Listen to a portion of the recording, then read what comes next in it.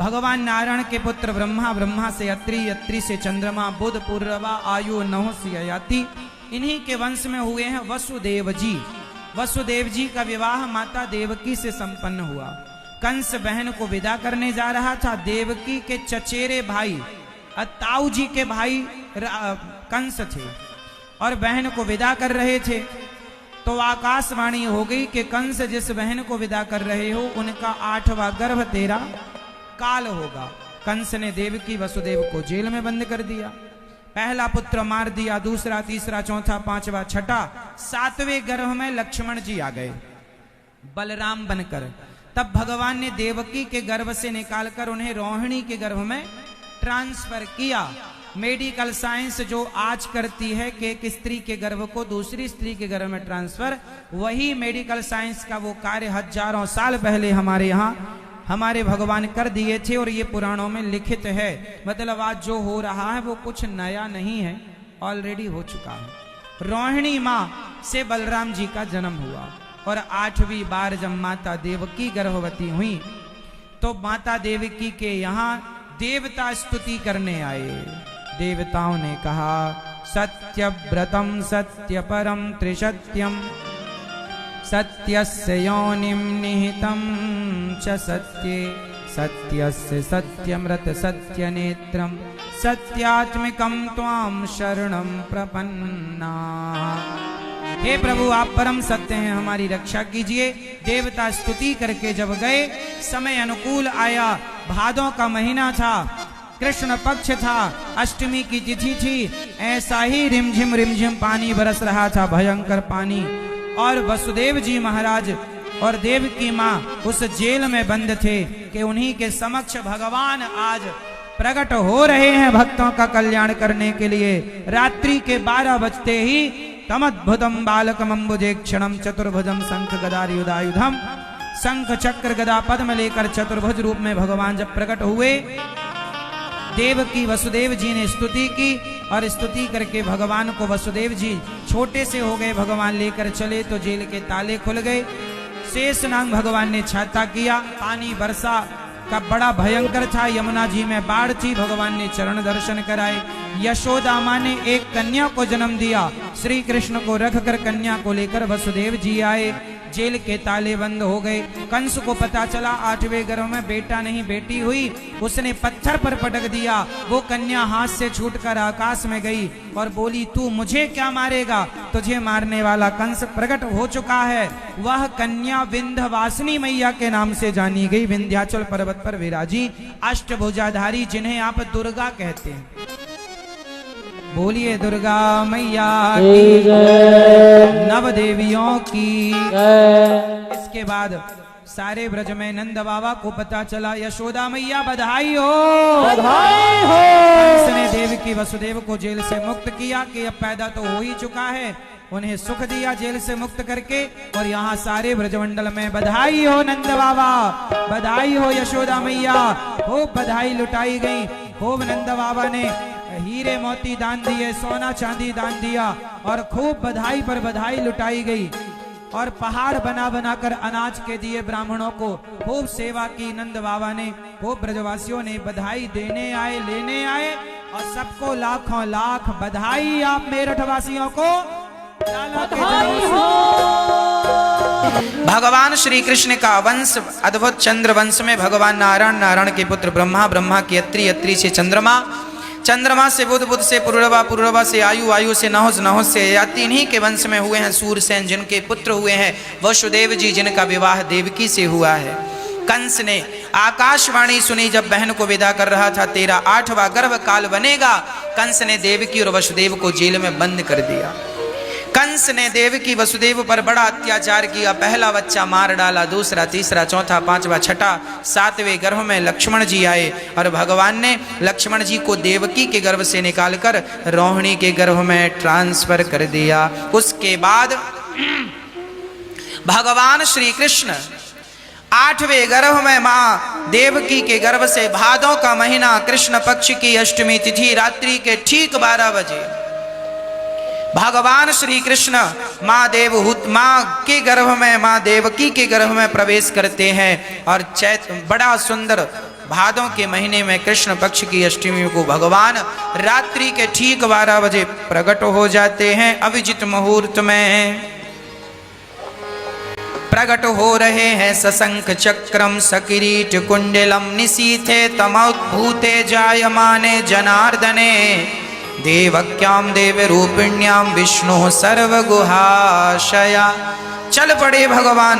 जब भगवान प्रकट हुए वसुदेव देवकी ने स्तुति की, प्रभु मैं आपका किस प्रकार सेवा करूं आपकी। भगवान बोले मुझे जल्दी से गोकुल ले चलिए। कैसे ले जाएं, पांव में बेड़ियां हैं। कहा मुझे हाथ में लेकर चलो। जैसे ही भगवान को थामा, वसुदेव जी के पांव की बेड़ियां हथकड़ियां खुल गईं और श्री कृष्ण को लेकर श्री कृष्ण को लेकर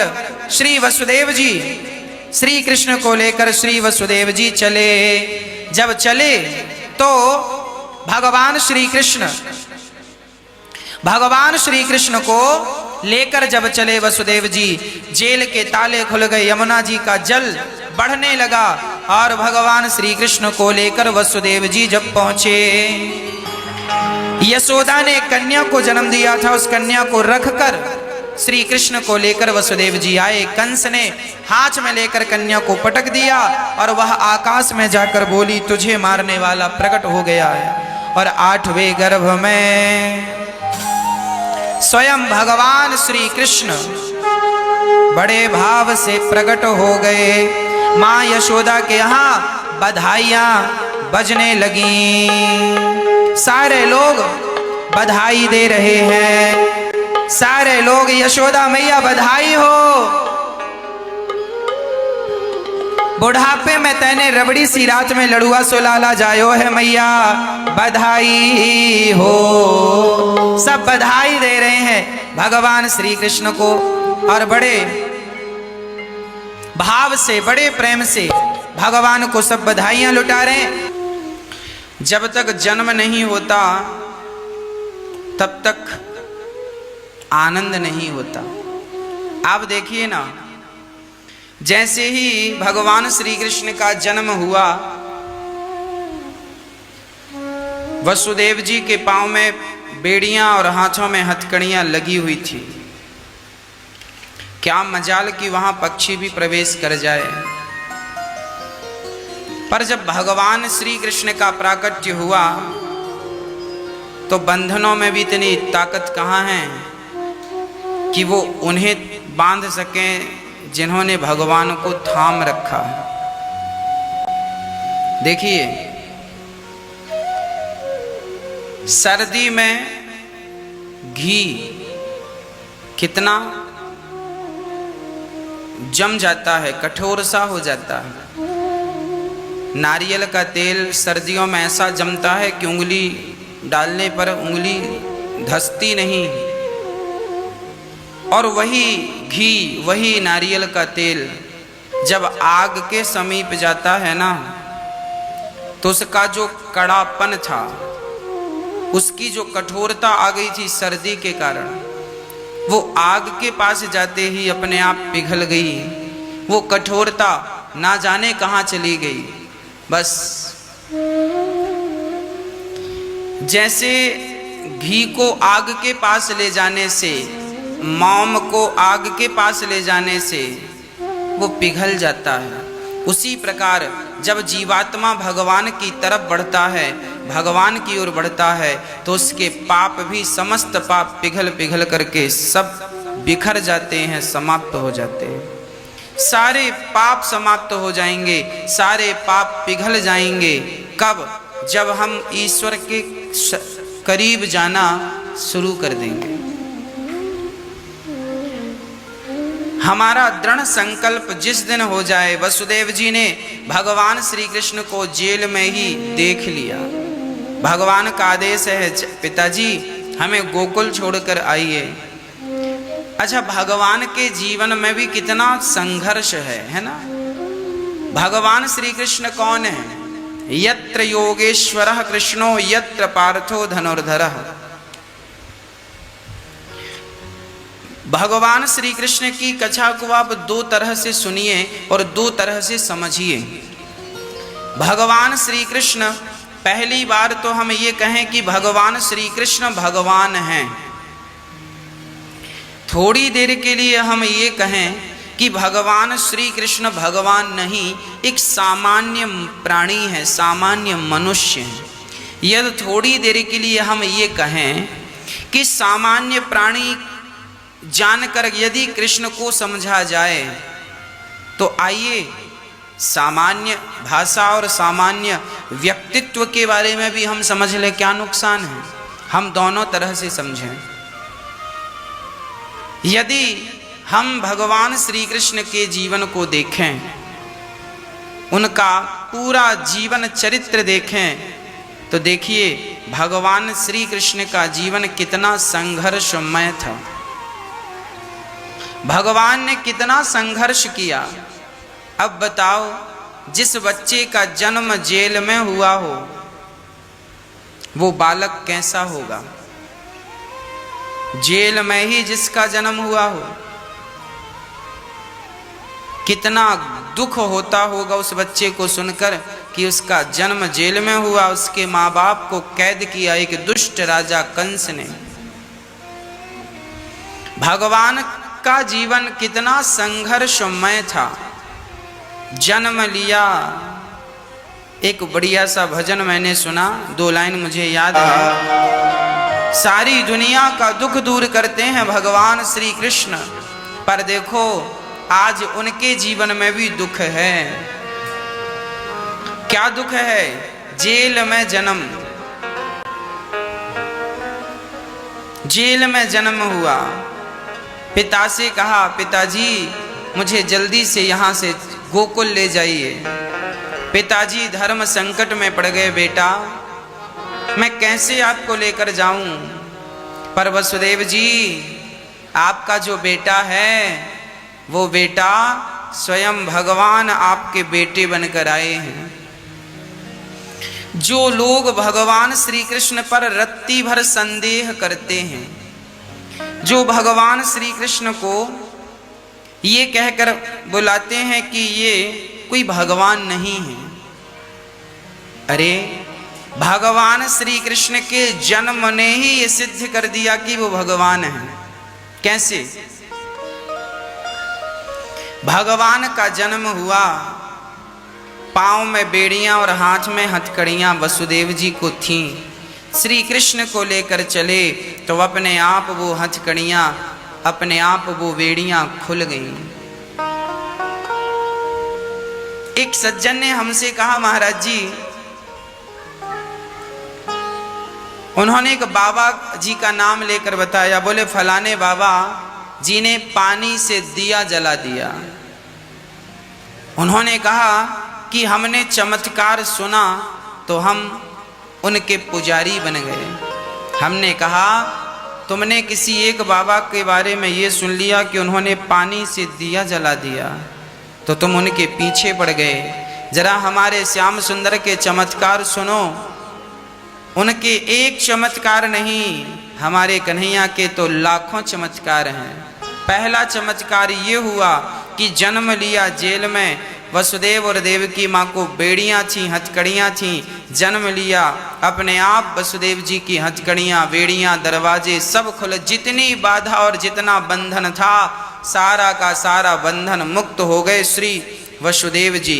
जब हम ईश्वर को धारण कर लेते हैं, जब ईश्वर के बताए मार्ग पर चलते हैं, तो संसार का हर बंधन हमें छोड़ दिया करता है। हम बंधन से मुक्त हो जाया करते हैं। कब? जब हम ईश्वर के बताए रास्ते पर चलते हैं। भगवान श्री कृष्ण ने ही कहा वसुदेव जी से कि हमें गोकुल छोड़कर आओ। रास्ता किसने बताया? भगवान ने। और जो व्यक्ति भगवान के बनाए रास्ते पर चलता है वो सदा सुखी रहता है। वो व्यक्ति आज बड़े दुखी हैं जो अपने रास्तों पर चल रहे हैं। अपने रास्ते पर चलोगे, स्वयं के बनाए रास्तों पर चलोगे, डूबोगे। ईश्वर ने बनाया है, ईश्वर ने 2 रास्ते बनाए हैं। एक रास्ता है सत्य का, एक रास्ता है असत्य का। सत्य का रास्ता और असत्य का रास्ता, 2 रास्ते बनाए हैं। अब आपको निर्णय लेना है कि आपको किस रास्ते पर चलना है। एक अच्छाई का रास्ता बनाया है, एक बुराई का रास्ता बनाया है, आपको निर्णय लेना है आपको किस रास्ते पर चलना है।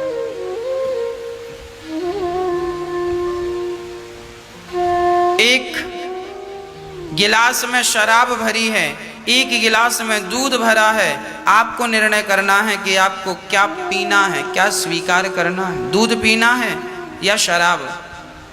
दोनों पीने के लिए बनी है। समझदार व्यक्ति दूध पीकर शराब छोड़ देता है और ना समझ व्यक्ति शराब पीकर दूध छोड़ देता है। आपके पास दो विकल्प हैं, दो रास्ते हैं, कौन सा रास्ता स्वीकार करना है वो आपकी स्वतंत्रता है। और ये निर्णय कौन लेगा और कैसे लेगा? बोले जब आप भगवान से जुड़ेंगे तो आपके अंदर ये निर्णय लेने की क्षमता उत्पन्न होगी कि आपको कौन सा मार्ग अपनाना है, कौन सा मार्ग नहीं अपनाना है। हाँ, आपको कौन सा मार्ग अपनाना है, कौन सा नहीं, ये निर्णय आपको लेना है। इसलिए जब भगवान श्री कृष्ण को लेकर चले, पांव की बेड़ियां, हथकड़े, सारा बंधन, यशोदा ने कन्या को जन्म दिया, वो माया है, योग माया। कृष्ण को रखकर, श्री कृष्ण को रखकर जब लेकर वसुदेव जी योग माया उस कन्या को लेकर चले तो पुनः बंधन में बंध गए। देखिए बात क्या है, बात यह है कि जब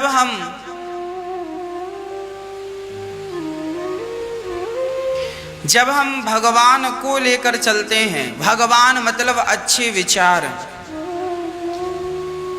सत्य का मार्ग ही ईश्वर है, अच्छे विचार ही ईश्वर है। जब अच्छे विचारों को, अच्छे संस्कारों को हम लेकर आगे बढ़ते हैं तो अपने आप हमारे जीवन में आनंद, सुख, संपदा, धन, धान्य अपने आप बढ़ता ही चला जाता है। जब हम सत्य के मार्ग पर चलते हैं, भगवान श्री कृष्ण को अपना सर्वस्व मानकर चलते हैं तो धन धान्य सब कुछ अपने आप बढ़ता ही जाता है, बढ़ता ही जाता है।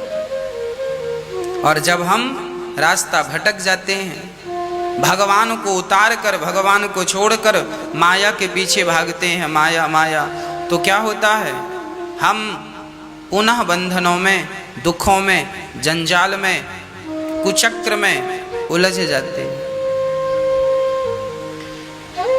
वसुदेव जी कन्या को लेकर आए, बंधन में बंध गए।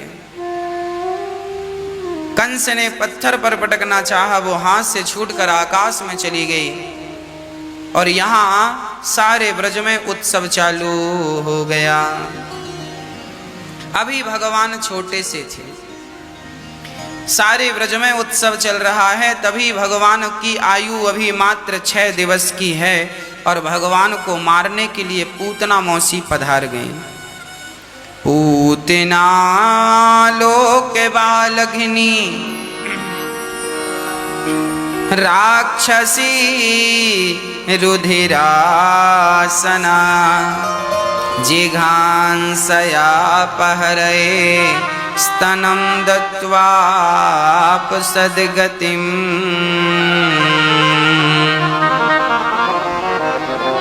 पूतना लोक बालघिनी, कंस की एक राक्षसी थी पूतना। ये पूतना कौन है? ये पिछले जन्म की मंथरा है। आनंद रामायण के अनुसार मंथरा त्रेता युग में जो मंथरा थी, वही मंथरा द्वापर युग में पूतना बनकर गई। ये मंथरा भगवान आंगन पर लेटे थे, पालने पर टुकुर टुकुर देख रहे थे कि पूतना मौसी अपने स्तनों में जहर लगा कर गई कि बच्चे को कृष्ण को पिलाऊंगी दूध की जगह जहर पिएगा और कृष्ण मर जाएगा। देखिए, जब हम किसी के साथ बुरा करते हैं, हम किसी के लिए गड्ढा खोदते हैं, तो ये भूल जाते हैं कि आज हमने जिनके लिए गड्ढा खोदा है, एक ना एक दिन हम भी इसी गड्ढे में गिरेंगे। इसलिए हमारे शास्त्र कभी ये परमिशन नहीं देते, हमारे गुरुजन हमें ये परमिशन नहीं देते कि तुम किसी के साथ बुरा करो। हमें किसी के साथ बुरा नहीं करना चाहिए। बुरा करने की परमिशन हमारे शास्त्र नहीं, पर पूतना बुरा करने चली, दूध पिलाने। अच्छा, पूतना बिल्कुल राक्षसी थी, कुरूपवान थी, पर जब भगवान श्री कृष्ण के समीप आई तो भगवान श्री कृष्ण के समीप बड़ी सुंदर बन ठन करके सज धज करके पूतना मौसी आई। इतना सुंदर श्रृंगार कर लिया पूतना ने कि मानो साक्षात लक्ष्मी लग रही है। इतनी सुंदर पूतना मौसी लगने लग गई, इतनी सुंदर, बहुत सुंदर लग रही हैं पूतना मौसी। लोग होते हैं ऊपर से बहुत सुंदर लगते हैं, भीतर से सुंदर नहीं होते। पूतना मौसी जब बाहर से सुंदर बन करके बन ठन सज धज कर गई और कृष्ण को मारने गई, तो भगवान श्री कृष्ण ने देखते ही, पूतना को देखते ही अपने दोनों नेत्रों को बंद कर लिया, नेत्रों को मूंद लिया। भगवान श्री कृष्ण ने अपने दोनों नेत्र बंद कर लिए। जब नेत्र बंद किए तो किसी ने भगवान से कहा, प्रभु आपने पूतना को देखकर अपने नेत्र क्यों बंद कर लिए? भगवान ने कहा, देखते नहीं हो, इसका तन बड़ा सुंदर है पर मन में कपट भरा है। भगवान कहते हैं जिसका तन सुंदर होता है और मन में कपट भरा होता है, वो मुझे मारने आई है बड़ी सुंदर बनकर। जिसके भीतर कपट भरा होता है, भगवान कहते हैं वो मेरे सामने आकर खड़ा भी हो जाए तो मैं उसे देखना पसंद नहीं करता, क्योंकि मुझे तो निर्मल मन वाला व्यक्ति चाहिए। जिसके अंदर निर्मलता है, सहजता है, सरलता है, वो तो भगवान को प्राप्त कर लेता है, और जिसके अंदर सहजता नहीं है वो भगवान को कई जन्म में भी प्राप्त नहीं कर पाता। सरलता हो, सहजता हो तो भगवान मिलने में देर कहाँ लगती है। वृंदावन की एक घटना मुझे स्मरण आ गई। एक बार वृंदावन में एक गुरुजी बड़ी सुंदर कथा सुना रहे थे। यमुना उस पार से दो स्त्रियां वृंदावन में सब्जी बेचने आया करती थी। दोनों का नाम था, एक का नाम था मंगला, एक का नाम था सुमंगला। मंगला और सुमंगला दोनों सब्जी की टोकनी सिर पे रखकर आती और रोज वृंदावन में सब्जी भाजी बेचती और यमुना के तट पर जाती, घर से अचार और रोटी लेकर आती, यमुना के तट पर पेड़ की छांव में बैठकर अचार रोटी खाती, यमुना जी का जल पीती और बड़े आनंद के साथ नाव में बैठ कर के जो भी उसका भाड़ा किराया था नाव का देकर और अपने घर चली जाया करती थी वृंदावन के पास यमुना के उस पार की। पर कभी उन्होंने भगवान श्री कृष्ण का नाम सुना ना था, भक्ति क्या होती है कभी जानी ना थी, केवल अपना गुजारा करती थी, पेट भरना जानती थी, बड़ी सहज थी। झूठ बोलना तो मानो उन्होंने जाना ही नहीं था कि क्या है, कपट क्या होता है मंगला सुमंगला समझती नहीं थी कि कपट क्या होता है। आज तक उन्होंने झूठ नहीं बोला था, उनके अंदर कपट रत्ती भर नहीं था, जैसी बाहर से थी वैसे ही भीतर से थी। बड़े प्रेम से मंगला और सुमंगला। एक दिन क्या हुआ,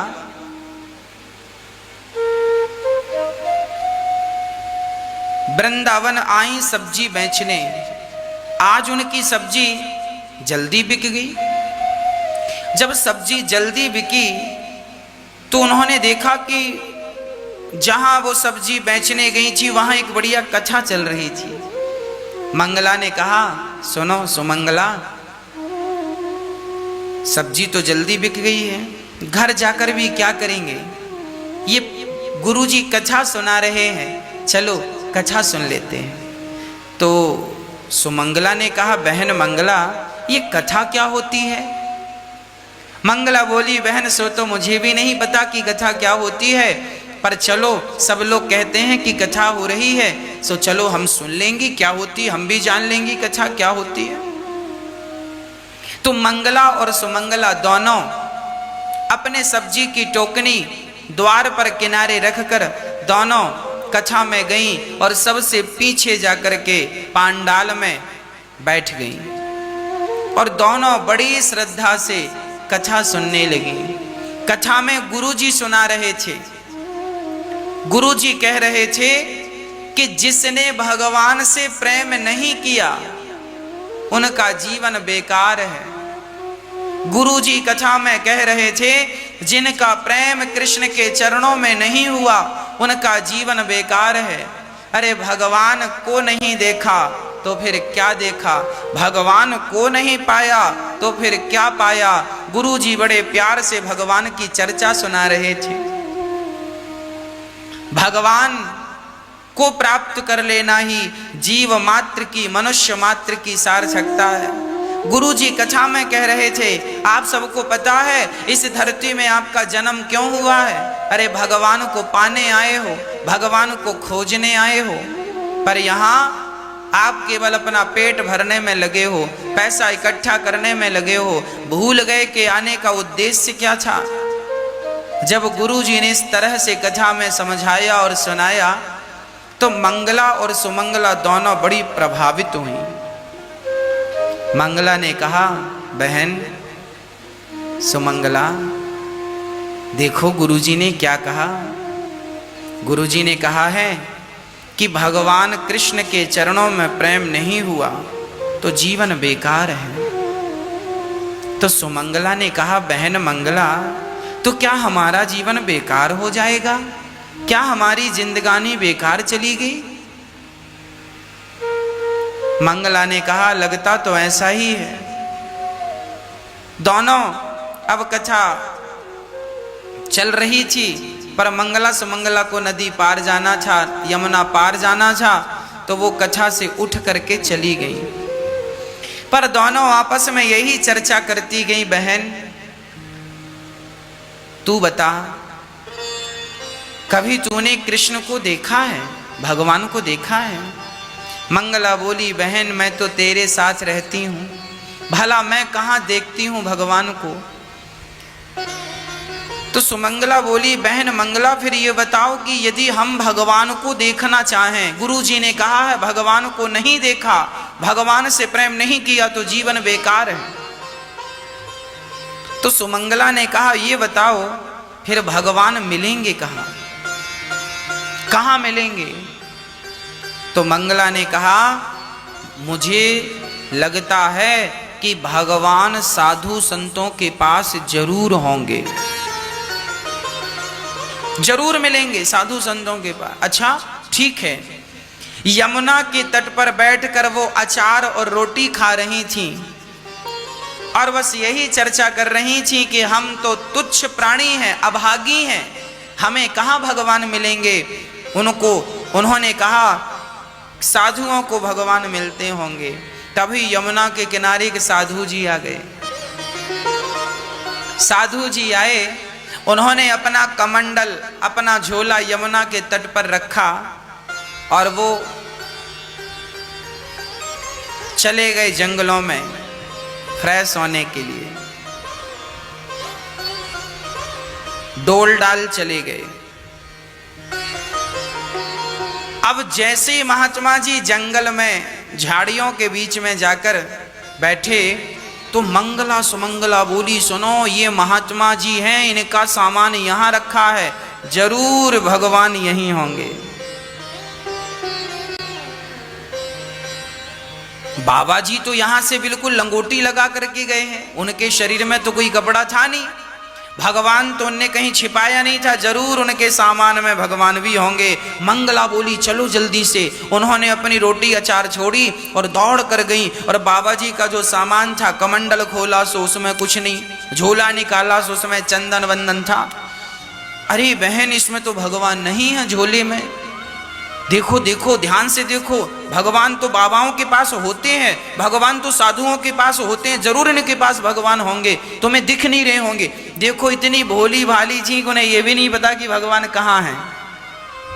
उन्हें लगा साधुओं के पास है, और साधु का झोला सामान तो यहीं रखा है। अब साधु जी का झोला पलट दिया पूरा, जब पलटा तो उसमें एक छोटा सा स्टील का डिब्बा था, उस डिब्बे को खोला बड़ी सावधानी से। मंगला ने जैसी डिब्बा खोला तो उस डिब्बे के अंदर छोटे से लड्डू गोपाल जी बैठे थे। लड्डू गोपाल जी को देखकर सुमंगला बोली, बहन मिल गए भगवान, देखो ये भगवान, ये बैठे हैं भगवान। मंगला रोने लगी, अरे बहन रोती क्यों है, भगवान का दर्शन हो गया, यही भगवान है।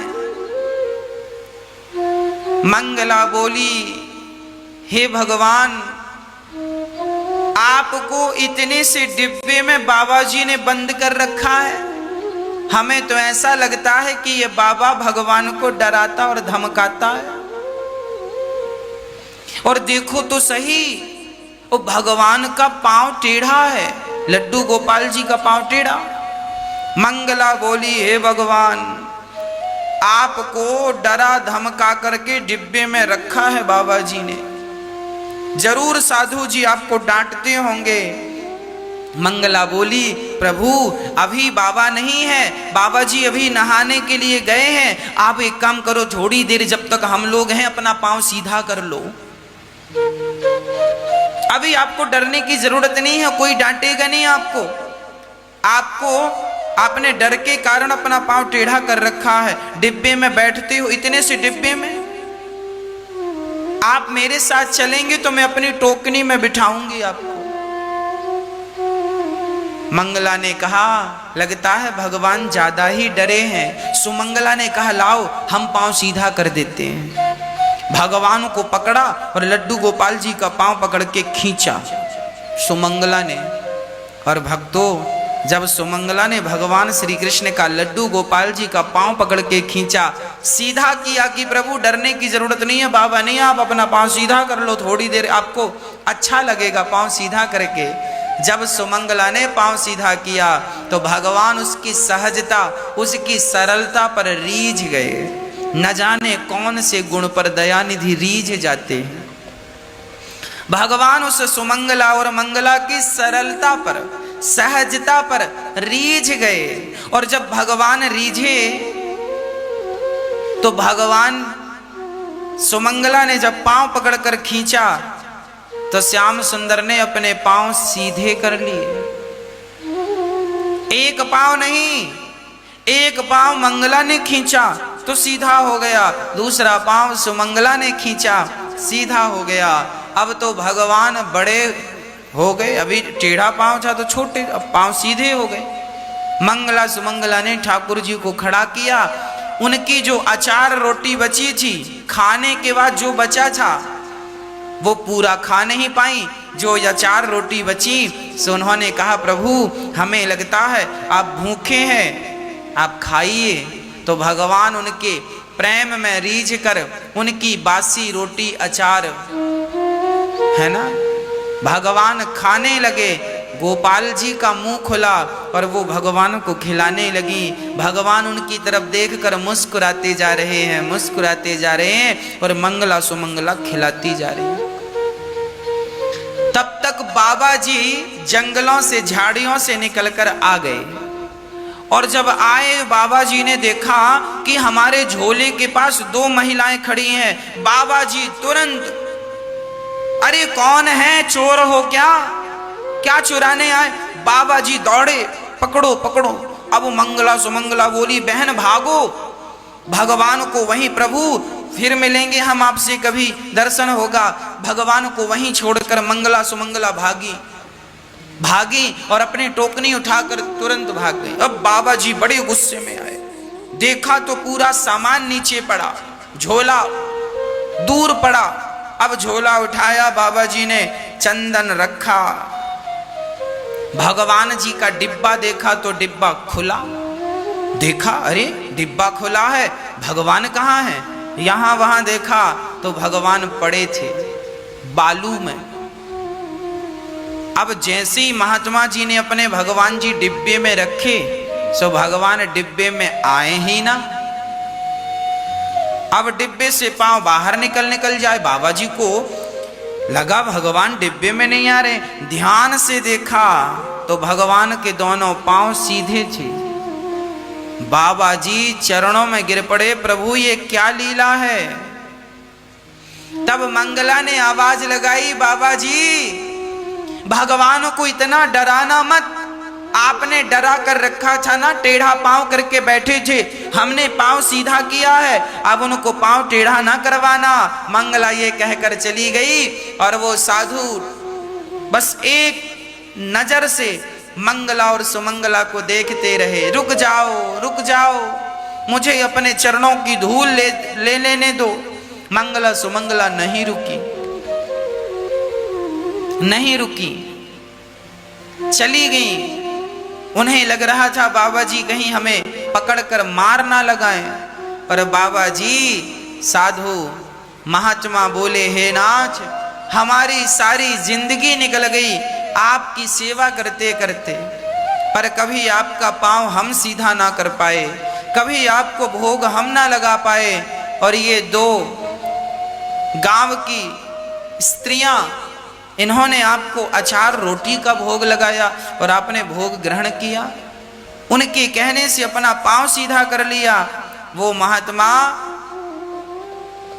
भगवान के चरणों में गिरकर प्रणाम करते हुए कहते हैं, नाथ मैं अभागा हूं, मैंने सिर्फ आपको अपने झोले में रख करके केवल ढोया है। जैसा प्रेम उन लोगों ने कर लिया आपसे, जितनी सहजता जितनी सरलता उनमें थी, शायद वो सहजता वो सरलता मेरे भीतर नहीं आई, जिसके कारण आपने मुझे कभी दर्शन नहीं दिया। हम सदा आरोप लगाते हैं, प्रभु आप मिलते क्यों नहीं हो, आप दर्शन देते क्यों नहीं हो? क्या बताएं, वो सरल भाव से वो सहज भाव से हम पुकारते नहीं, पर भगवान हमें दर्शन देते नहीं। मंगला सुमंगला वहां से चली गई। दूसरे दिन फिर सब्जी लेने के लिए आई और सब्जी बेचकर वो फिर जाने लगी, तो उनकी सब्जी आज जल्दी बिकी। आज वो फिर कथा में बैठ गई और मंगला सुमंगला ने फिर बड़े भाव से कथा सुनी। आज कथा में गुरुजी ने कहा कि राधे श्याम जपोगे तो भव सागर से पार हो जाओगे। भव सागर से पार होना हो तो केवल आपको जपना है, केवल राधे श्याम। आपको जपना है केवल राधे श्याम, केवल राधे श्याम, राधे श्याम, राधे श्याम, राधे श्याम, राधे श्याम, राधे श्याम जपो, पार हो जाओगे। मंगला सुमंगला ने कहा बहन, गुरुजी कह रहे हैं कि राधे श्याम जपो पार हो जाओगे। तो मंगला ने कहा हम लोग रोज उस पार से यमुना से इस पार उस पार रोज आते जाते हैं, हमारे 25 पैसे तो रोज खर्च हो जाते हैं। हम भी अब राधे श्याम जपेंगे और हम भी बिना पैसे दिए पार लग जाया करेंगे। आज वो जब कथा सुनकर गईं तो वो दोनों मंगला सुमंगला आंख बंद करके गुरु के वचनों पर विश्वास करके दोनों केवल यही कह रही हैं, राधे श्याम राधे श्याम राधे श्याम राधे श्याम। जब राधे श्याम उन्होंने कहा, सचमुच वो यमुना को चल करके उन्होंने पार कर लिया। अब तो दोनों नाचने लगी कि हमारे तो 25 पैसे आने के और 50 पैसे रोज के बचने लगे। खूब नाचने लगी। अब वो आए तो राधे श्याम, उनके राधे श्याम में पूर्ण विश्वास था कि मेरे कृष्ण मुझे डूबने नहीं देंगे। ये विश्वास यदि जम जाए कि मेरा परमात्मा मुझे डूबने नहीं देगा तो बस मंगला सुमंगला को डूबने नहीं, यमुना में भी वो चलकर पार हो गई, पानी में डूबी नहीं। एक दिन मंगला ने कहा, बहन सुमंगला, गुरुजी की कृपा से हमने बहुत पैसे बचाए हैं, अब गुरुजी को घर बुलाकर गुरुजी का भोग लगाते हैं। मंगला बोली, तो मैं तैयारी करती हूँ, तुम जाओ गुरुजी को लेकर आना। मंगला गई, वृंदावन आई, गुरुजी को पकड़ा, गुरुजी से कहा, गुरुजी हमारी कुटिया पे चरण रखो, हम आपको भोजन करा के कुछ दान दक्षिणा देना चाहते हैं। गुरुजी को लगा अच्छी दान दक्षिणा मिल जाएगी, सो गुरुजी बोले ठीक है चलो। अब वो मंगला आज अकेली आई थी, सुमंगला काम पे लगी थी तैयारी पे। गुरुजी चले, सुबह का वक्त था। अब गुरुजी यमुना के तट पर पहुंचे तो गुरुजी ने देखा कि वहां कोई नाव तो थी नहीं। तो गुरुजी ने मंगला से कहा, बेटी तुम हमें बिना नाव के उस पार कैसे लेकर जाओगी? मंगला ने कहा, गुरुजी आपने ही तो हमें सबसे बड़ी नौका प्रदान की है। कौन सी नौका?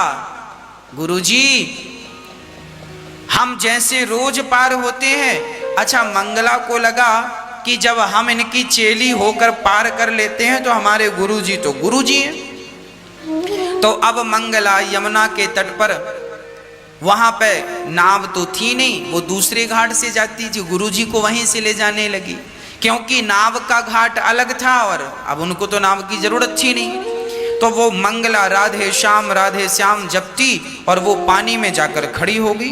पलट कर देखा तो गुरुजी किनारी खड़े हैं। अब आवाज रहा, गुरुजी आओ राधे श्याम आओ राधे श्याम राधे आओ। अब गुरुजी को लगा हो सकता है कि ये बहुत गरीब है, शायद नाव का खर्चा उठा नहीं पाएगी, तो जहां पानी कम है वहां से मुझे ले जाना चाहती है। तो गुरुजी ने अपनी धोती ऊपर की और पांव रखा, उनको लगा यहाँ पत्थर होंगे और ये पत्थर में खड़ी है। और गुरुजी ने जैसे ही पांव रखा तो गुरुजी कमर तक पानी के भीतर, गुरुजी पानी में डूब गए। अब जैसी आवाज आई तो उसने पलट कर देखा और पलट कर देखा सो गुरुजी पानी में कमर तक डूबे हुए। अब वो दौड़ कर आई, पानी में चल रही है राधे श्याम अच्छा वो भी नाम जपना नहीं छोड़ रही है, क्योंकि नाम के बल पर ही तो खड़ी है। नाम जपना छोड़े सो वो भी डूब जाए। अब वो नाम नहीं छोड़ रही है, वो जप रही है राधे श्याम और आई गुरुजी के पास। अब गुरुजी आश्चर्य, हे भगवान ये तो पानी में चल रही है। गुरुजी समझे कि ये कोई चुड़ैलन है, क्योंकि पानी में कोई इंसान कैसे चलेगा। अब उसने गुरुजी का हाथ पकड़ लिया, मंगला ने हाथ पकड़ा और वो हाथ पकड़ के ले जाने लगी। और जब ले जाने लगी गुरुजी समझ गए यहाँ कोई पत्थर वत्थर नहीं है, बड़ी गहरी यमुना है। अब वो समझ गई ये पानी में चल रही है। अब गुरुजी थर थर कांपने लग, छोड़ दो। अरे बेटी छोड़, हमने क्या बिगाड़ा है तेरा, तू हमें कहाँ मारने ले जा रही है। अब गुरुजी ने प्यार से समझाया, वो बस यही कहे राधे श्याम। गुरुजी समझ गए।